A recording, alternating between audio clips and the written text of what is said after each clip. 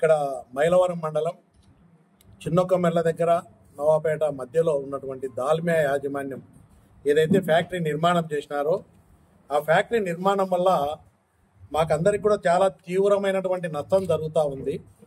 వరద ప్రవాహానికి అడ్డంగా ఫ్యాక్టరీ నిర్మాణం చేశారు. దానివల్ల మా పంట పొలాలన్నీ మునిగిపోయి వ్యవసాయానికి పనికి రాకుండా ప్రతి సంవత్సరం నష్టపోతూ ఉన్నాము.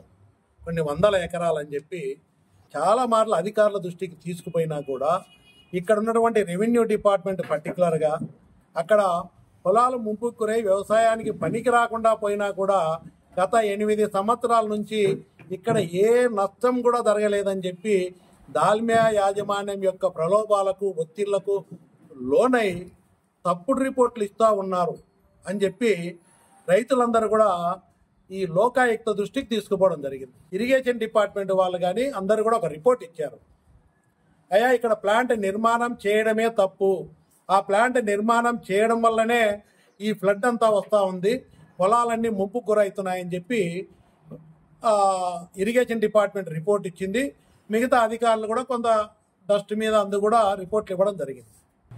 దాల్మియా యాజమాన్య అహంకారంతో బ్రిటిష్ వాడి కంటే దారుణంగా పరిపాలన చేస్తూ అక్కడ ఉన్నటువంటి వాళ్ళను మేనేజ్ చేస్తూ వాడు చాలా దారుణంగా అధికార యంత్రాంగాన్ని స్థానికంగాన్ని అధికార యంత్రాంగాన్ని ప్రలోభాలకు లోన్ చేస్తూ తప్పుడు రిపోర్ట్లు ఇప్పిస్తూ ఇంతకాలం పబ్బం గడిపినాడు. ఇప్పుడు కూడా ఆ ప్రయత్నం జరుగుతున్నట్టుంది, మాకు అనుమానం ఉంది.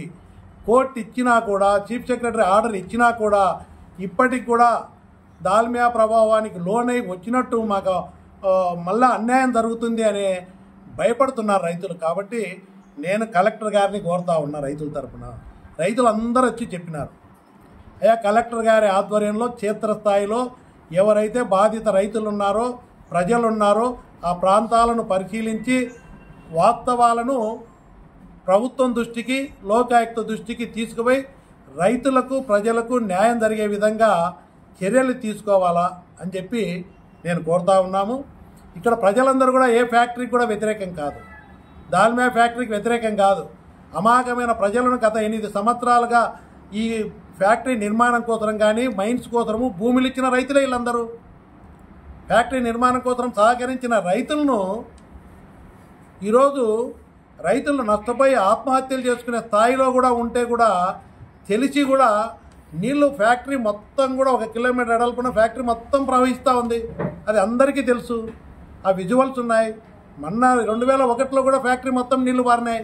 అంటే ఫ్యాక్టరీ కన్స్ట్రక్షన్ చేసిన తర్వాత ఆ ఫ్లడ్ మునిగి ఎక్కువైపోయి కాంపౌండ్ వాళ్ళు పడిపోయి ఫ్యాక్టరీ లోపలనే పారినాయి.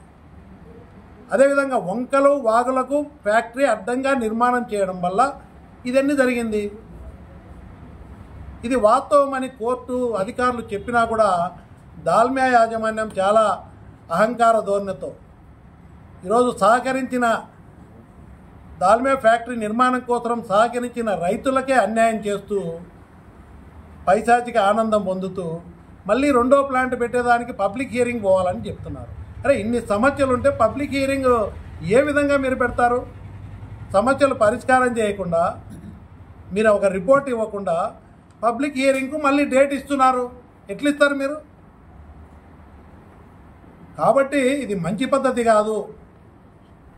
రైతులు చాలా దారుణంగా దెబ్బతిన్నా కూడా కళ్ళకు కనపడతా ఉన్నా కూడా ఇంత దారుణంగా వ్యవహరించేటువంటి దాల్మియా ఫ్యాక్టరీ యాజమాన్యానికి కూడా గుర్తు చేస్తున్నాము. ఇక్కడ స్థానిక అధికారులు ఈరోజు పై యాజమాన్యానికి కూడా చెప్తా ఉన్నాం, చాలా దారుణమైన పరిస్థితులు ఉన్నాయి. సహకరించిన రైతులకే మీరు అన్యాయం చేస్తూ ఉన్నారు. దాని రియాక్షన్ ఎట్లుంటుందో ఇంతవరకు సహకరించిన రైతులనే చూసినారు మీరు.